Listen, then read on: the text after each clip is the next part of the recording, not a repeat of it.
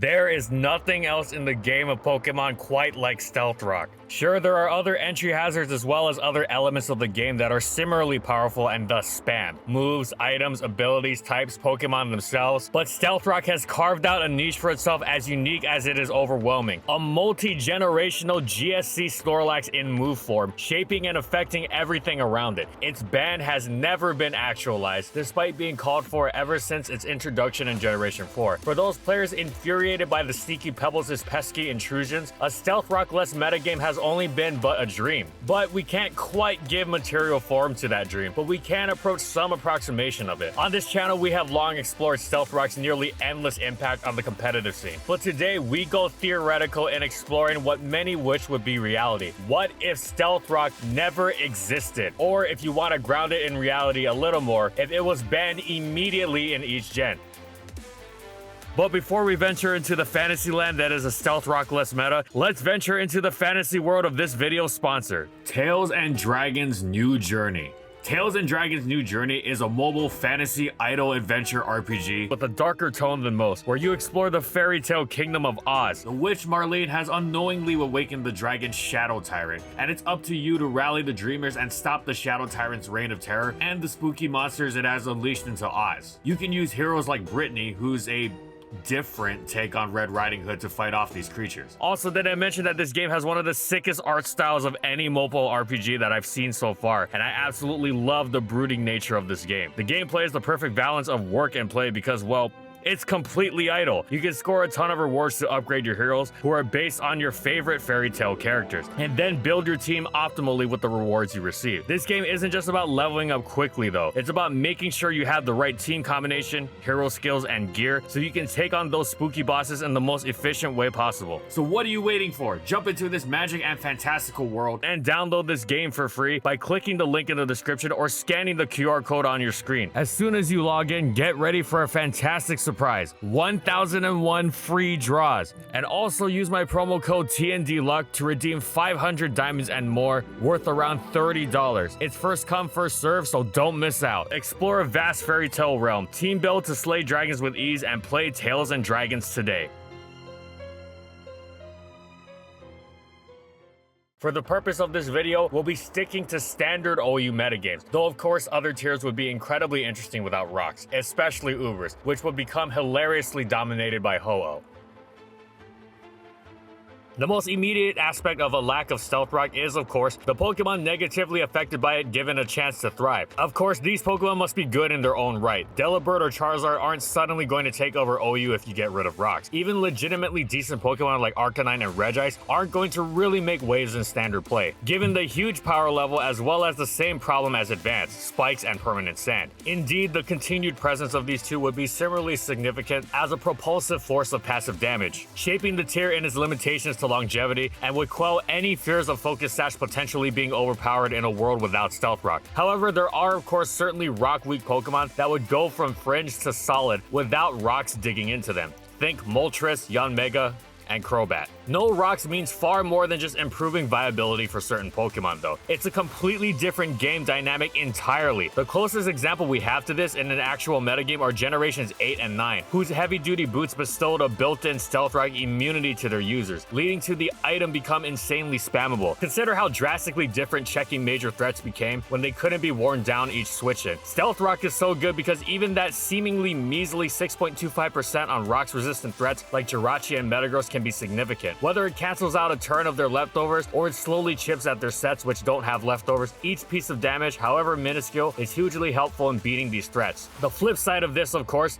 is that Stealth Rock is no longer digging into the Pokemon used to counter these threats either. Again, think of how defensive Pokemon also ran heavy-duty boots in Gens 8 and 9 and became similarly frustrating to wear down. This is why initial reactions to a lack of rocks enabling broken Pokemon may be a tad overblown. Yes, the prospect of dealing with these threats, like Gyarados and Zapdos, without the help of Stealth Rock is terrifying, as one can already experience when Gyarados and Zapdos users manage to keep rocks off the field. Gen 4's enormous power creep relative to Gen 3, as well as gifting roosts to many flying Pokemon like Zap, makes rocks seem like a necessity. However, when one's counters to such a Pokemon, as well as any Pokemon, are not being dug into by rocks, they are much more sturdy, both immediately and in the long term. Furthermore, the lack of rocks increasing viability means that new counters to several threats arise. Sure, not wearing down offensive Suicune will be annoying, but you are much more free to Abomasnow to check it in return. Of course, some Pokemon will become obnoxiously difficult to deal with sans rocks. Salamence would have been banned far more quickly, most notably, and one can't help but wonder about the similarly powerful Dragonite as well. But on the other hand, rocks also contribute to making certain things ban-worthy. It's quite difficult to imagine Deoxys speed as broken without rocks, for example, and one can even imagine Deoxys defense being unbanned as well. It's unlikely a lack of rocks would lead to a significant increase in bans relative to rocks. Plus, even if they don't make something outright ban-worthy, they do significantly restrict options for dealing with the plethora of meta threats. Pokemon like Machamp and Breloom with flying type counters are incredibly obnoxious to switch into, and become far easier to deal with in a stealth rockless metagame. Perhaps the one negative, and this will be a repeating motif throughout the generations, is that a lack of a universal hazard means that it will be difficult to limit repeated assaults from the hugely powerful wall breakers that became incredibly popular at the same time as rocks. Walls unbothered by rocks will only be able to do so much to withstand multiple bludgeonings from the likes of something like Choice Specs Heatran without the opportunity to wear it down passively. Of course, this goes back to the presence of sand and spikes as always, but encouraging spikes to be on even more teams than they already are might have an adverse effect on limiting truly viable options in the metagame. This is especially significant because Generation 4 also introduced U-Turn, a move that enjoys rocks digging into the opposition, yes, but also a move that really enjoys a lack of rocks digging into its users. In order to make damage stick beyond the passive, trapping would probably become even more prominent than it already is. Of course, there's Pursuit, which is already incredibly easy to slap on teams thanks to the excellence of Tyranitar, and there's also Scizor, who will U-turn even more freely. But though it'd still be incredibly flawed, perhaps Weavile could find real life in this role. Magnezone would be similarly important. Who wants to deal with a roosting Skarmory that can't even be worn down by rocks? At least forcing Shed Shell on it consistently would help. Greater emphasis on Tyranitar Pursuit and Zone could also lead to a greater interest in Dugtrio, leading to its ban just the way it did before.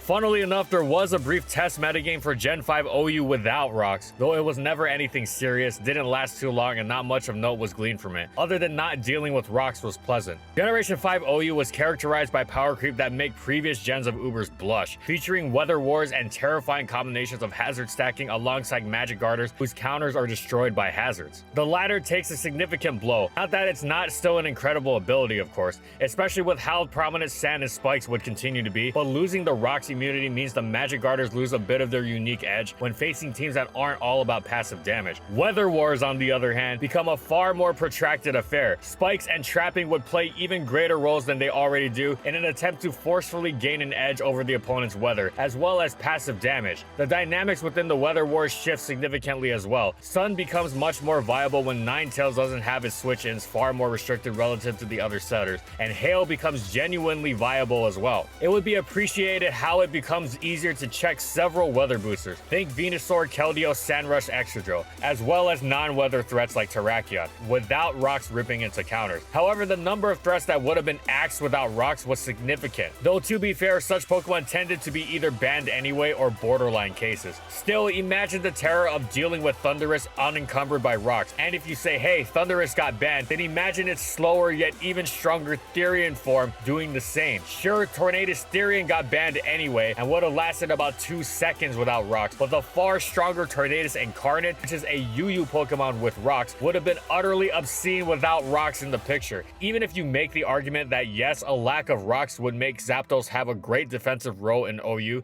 which is true, but these monsters would still be utterly nightmarish to deal with. Even something generally overlooked like Kyurem would suddenly become absolutely terrifying. It's insanely strong, but its amazing bulk is nullified by rocks. There'd be pretty much zero chance of Kieran Black ever being unbanned either. Shell Smash Cloyster becomes ridiculous as well. Sure, it's easier to check when not wore down by rocks, but it's also even easier for it to boost. There were two Pokemon which would be nigh unquestionable in their Uber tier in a Gen 5 OU without rocks, and those are, of course, Volcarona and Dragonite. Volcarona is already considered busted by many even with a quad rocks weakness, and would be far too efficient in dismantling opponents if its use wasn't such a severe do or die proposition. Dragonite is obscenely bulky with multi-scale intact, making taking on its offensive onslaught monstrously difficult when it's surviving even ice moves, and with no hazard to challenge that, it would go berserk. Of course, dealing with Dragonite would be a bit easier with the increased viability of Hail, as well as the lack of rocks digging into its counters, especially since Dragonite checks tend to do well against it even if multi-scale is intact, which is also far from a guarantee in a sand-heavy metagame. Landorus Therian in particular is much more able to switch in and use its Intimidate when unbothered by rocks. Incidentally, the lack of rocks also makes Dragonite much more adept as a defensive Pokemon, and this would be something that would prevent Volcarona from immediately destroying every team lacking Chansey. Still though, these two would be far too much to deal with if rocks weren't around. Another aspect to consider is that Generation 5 was the birth of the widely loathed Volt Turn chains. We've seen how combining switch moves is nearly unbearable when unpunished by hazards in Generation 8, and the prospect of Rotom Wash Volt switching forever in Gen 5 is similarly unpleasant. At least it might have helped Genesect get banned a little quicker, and hey, maybe being unable to punish Latios just a little bit for coming in and Draco Meteoring everything into dust would have pushed the player base to bring the ban hammer down on it as well. Plus, a lack of rocks would again make it difficult to make a case for Deoxys speed and defense to be banned,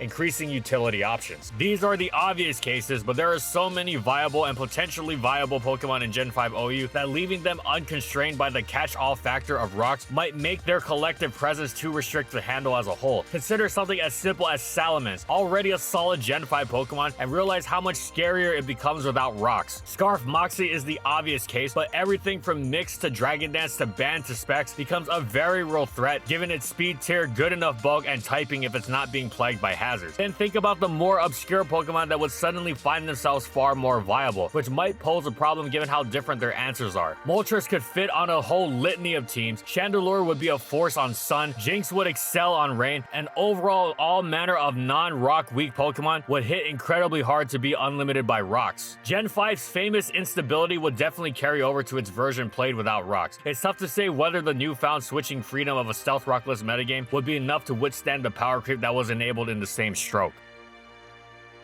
Well, Gen 6 no longer has permanent weather, so say goodbye to sand consistently chipping things in place of rocks. And did somebody say absurd threats unbothered by rocks? Say hello to Mega Charizard Y, otherwise known as one of the earliest bans in the generation. Yes, you could more easily check it with the similarly unbothered Talonflame, until Zard Y no longer needing to run Roost blasts it apart with Ancient Power. Mega Zard X would probably be axed as well. Stealth Rock is pretty much the only thing that keeps it from smashing through everything in sight, especially because it has great natural bulk. Now it no longer needs to fear its own Flare Blitz recoil nearly as much. Not every Stealth Rock weak Mega would become too difficult to deal with. Hard to imagine that for Glalie and Beedrill in particular, but Pinsir and Gyarados would be newly enabled terrors. Megas in general become tougher to deal with since one of the costs of their Mega Stones is that they can't hold leftovers. But without rocks, this is far less important. The likes of Mega Venusaur in particular become far tougher to answer both offensively and defensively when it's not being forced to use its limited 8 synthesis PP just to heal off rocks damage, while Mega Gardevoir not taking 12.5% per switch in makes it far easier to blast through everything with its pixelate hyper voices over and over and over, as well as making revenge killing it a more difficult task. On the bright side, the many non-mega threats of Gen 6, like Bisharp and Serperior, become far more palatable without rocks digging into their checks. In fact, bonkers mega Pokemon aside, Gen 6 marks the first time that defensive styles will become obnoxious to deal with without rocks digging into them, especially with Regenerator. Yes, Gen 5 had already introduced Regenerator, but the power of permanent weather meant it was merely a healthy way of keeping threats in check, never too overwhelming as a defensive force. The only time it was unhealthy was when enabling the broken Tornadus Styrian's offense. Defensively, you could have Tangrowth and Amoonguss and the Slow Twins and the occasional Alomomola, but they were not immovable in the face of permanent Sand Chip or Rain Boost, to say nothing of the increased Sun and even Hail they'd have to contend with in a Rocks-less metagame. Without these though, breaking through these Pokemon now poses an immense challenge, especially as Gen 6 has also toned down the base powers of many strong moves, like Draco Meteor, Fire Blast, Hydro Pump, Ice Beam, Thunderbolt, the coverage of Hidden Power, and even Hurricane. This last note, in conjunction with the lack of Perma Rain and the addition of Assault Vest, is what led Tornadus Styrian to adopt a bulky utility role to define its place in Gen 6 OU. It is already an apt hit taker with rocks, but without it, it is suddenly far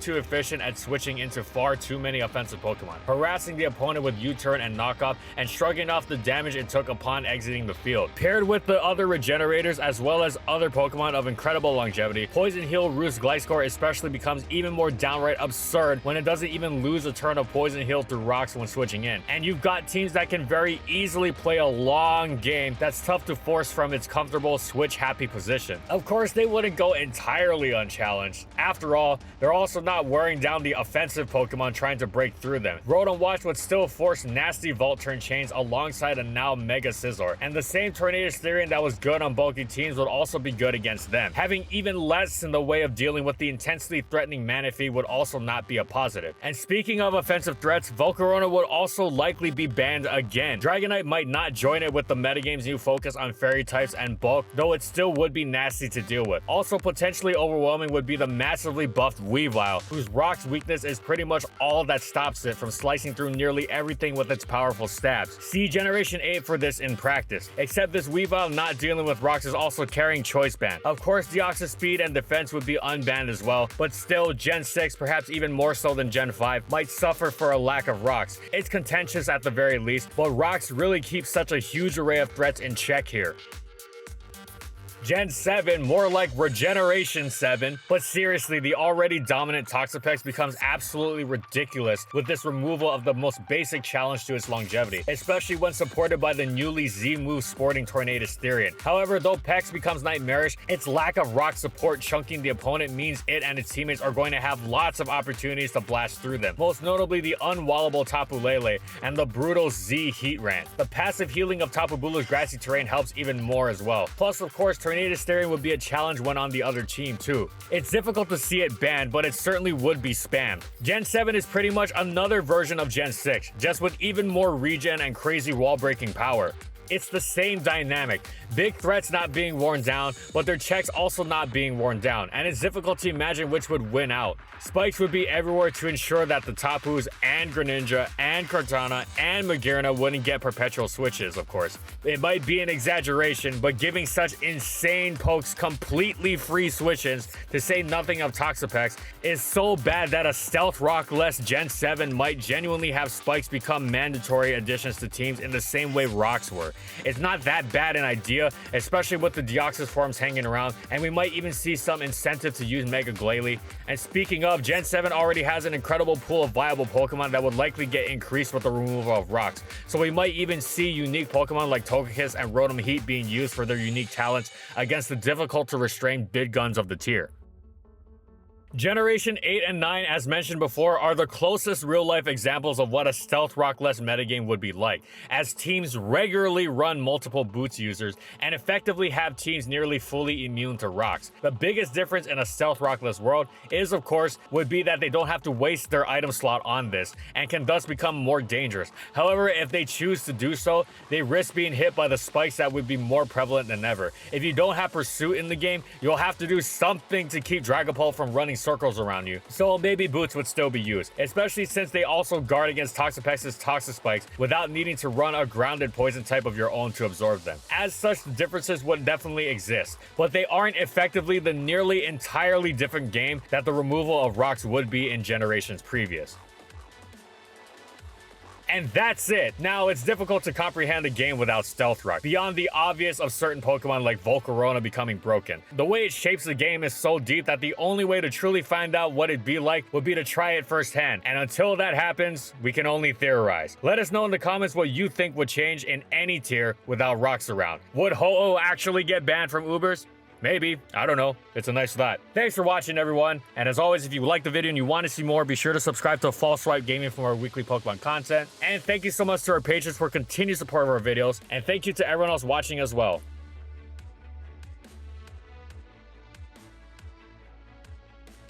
And follow my crew on these social media platforms. And that's all I got. See you next time, everyone.